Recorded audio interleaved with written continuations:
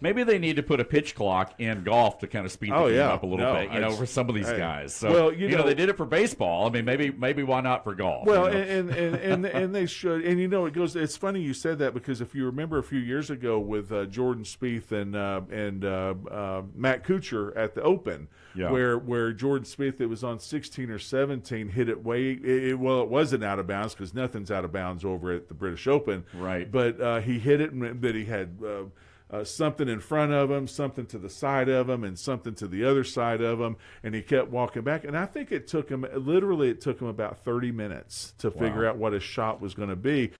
And so I saw Matt Kuchar probably about a year or two later at a tech function at a football game where we were being introduced.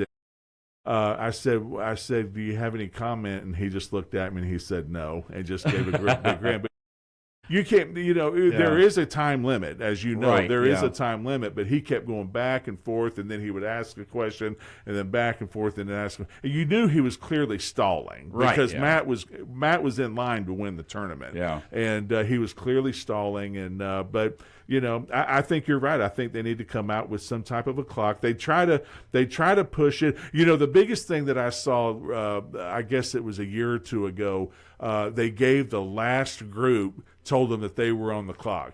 Yeah. And I'm like thinking, okay, they're the last group. They're playing for the championship, and you're telling them they're on the clock. They're on the clock. What did NBC call you down and say, hey, we got to hurry this up? Yeah, we got Nick's Sixers coming up here. And so it just absolutely amazes me at some of the